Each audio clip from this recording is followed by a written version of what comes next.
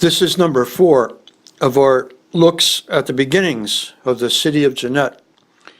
This was Jeannette Glass, which was one of the companies, but not the first. The first glass company out in Jeannette was started by this guy and his brothers, and also James Chambers was in on it. This was H. Sellers McKee. H. Sellers McKee married this lady named Jeannette, and she had a town named after her. This was 1888, when the McKee factory was just starting up. It only had 3 pot furnaces. These were pot furnaces, the state-of-art glass production machine in the 1800s.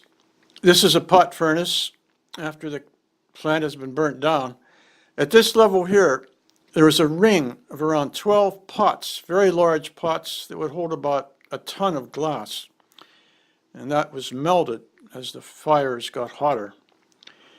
This is 1897, and we see here 2 plants. Over here is James Chambers' window glass plant, and over here is the McKee glass plant that was making tableware. And you see this plant was using the pot furnaces, whereas the window glass plant was not using the pot furnaces. This was the first plant in the United States to make glass by the tank method. This is from the 1960s, looking down, and the footprint of the plants remains pretty much the same. This is the window glass plant over here, and this plant here was the McKee table glass plant.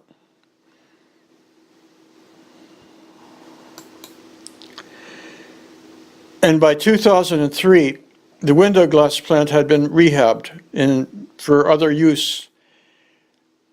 And looking down at the old McKee table glass plant, it doesn't look too good. It looks like an industrial wasteland. Google Earth view showing the rehabbed window glass plant looking pretty good. This was Excel glass here. Actually, this is still in business.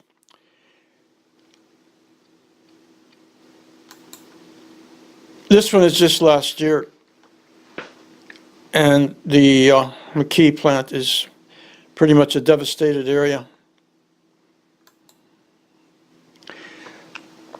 Around the year 1900, this shows the original 2 plants, the window glass plant and the McKee tableware plant. This was Jeannette Glass, giving you a view of it. In the 1920s, some expansion had been made. Up here was Jeannette Shade and Novelty.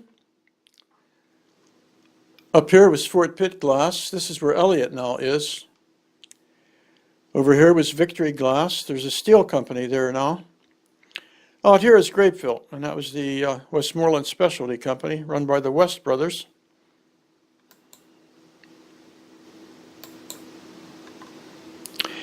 What we're seeing here is about 1912. The city of Jeannette was keeping pace with the industrial development. It was getting larger.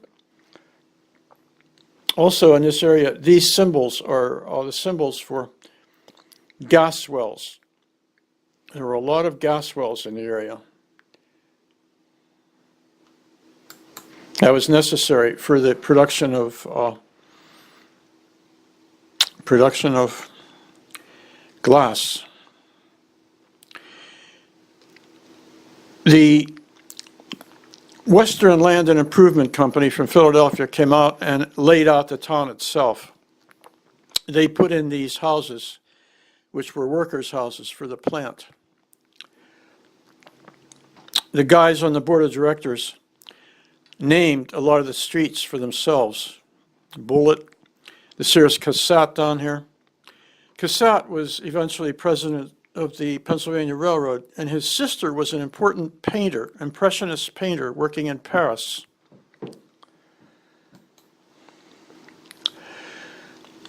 This shows the housing the workers' housing that was put in by the Western Land and Improvement Company. You see the plant in the background back here? The Land and Improvement Company also put up a hotel on this corner of Bullitt and Sixth. And around 1990, there were people from the Park Service documenting these things. This is one of their drawings. And this is a good photograph of the old Column Hotel, which is gone now. But it was put in at the time the town was started for people coming and going. If a person just moved to town for a job and didn't have a house yet, they could live in the hotel. And that's about it for this one, and we'll see you again. Bye now.